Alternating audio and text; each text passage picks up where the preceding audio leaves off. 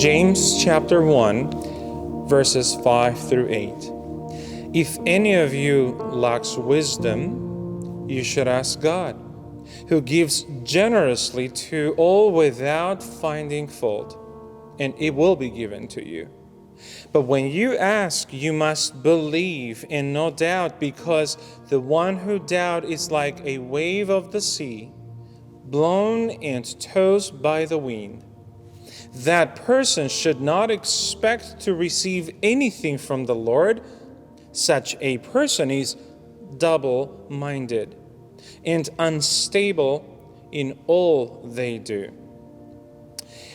Let me ask, have you ever did you have to deal with someone who is double-minded? Have you ever traveled with a double-minded person? Or how about making decisions with someone who will constantly change their mind? When I say double-minded, I'm not talking about someone who has half and half mind. No, I'm talking about someone who has two complete set of mind. They will change right away 100%. They will be most certain about something, and before you have the chance to talk or to think, they've already changed their mind. It's like, please make up your mind. They'll show the same passion. They'll show the same determination and conviction on both of the sides. It all depends where they stand in the moment. The phrase double-minded came to us from a Greek word, which is dipsychos. And it means uncertain, doubting. It also means that you are wavering between two or more interests. What I have come to realize, friends, is that God is not interested in our temporary sets of interests. He does not operate on what gets us excited. He does not determine my purpose, our next, in the basis of what or who has influenced us in the moment. We can try convincing God just the way you'll see kids trying to convince parents, or some of us convincing our friends. We use that phrase. We put a lot of emphasis and a lot of passion, a lot of affirmation to it. That phrase is trust me, right? Trust me. When perhaps that's the exact time where we should learn to trust Him more than trust me.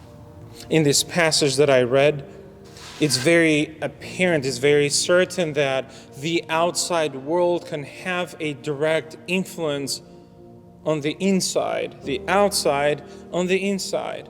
Now, I want you to think about everything that surrounds you and how much influence has brought into what happens inside of you. The winds can change the direction of the waves. And unless this boat is so powerful, it's strong to fight the waves, it will end up following the direction that now is imposed on it by the wind affecting the waves. Let me remind you, while the winds are out of your control, out of my control, their influence should not be.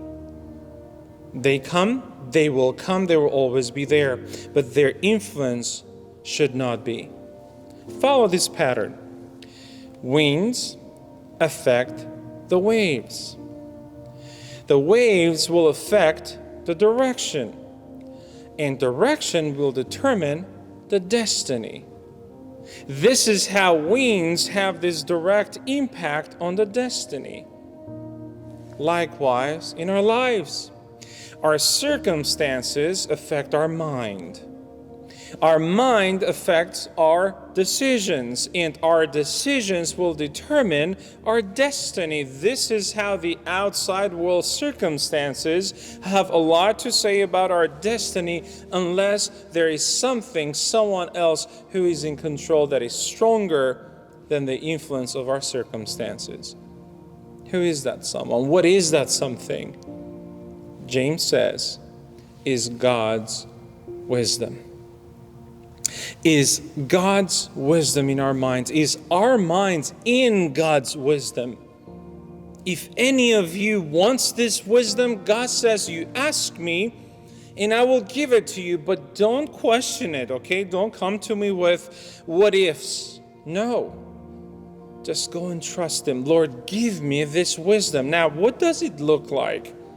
You ask Him wisdom, you'll get a Bible. You ask Him wisdom, God will give you a friend. You ask Him for wisdom, God will take you to a church. You ask Him for wisdom, you receive the Holy Spirit. Friends, this is not a mystical concept. God is real, and the way He works is real. He has given all these things to occupy your mind, to fill your heart, to be determined that no matter where these winds in my life come from, they bring influence, but they're not going to move me. For God's wisdom is in me. I hope you enjoy this little devotional. And if you have, I'm certain there are others who would also love to enjoy it. So why don't you share this with one person that you think who is being influenced by the winds in their lives and need to hear this little encouraging message. Do that. Let's share and spread the gospel of our Jesus Christ. God bless you.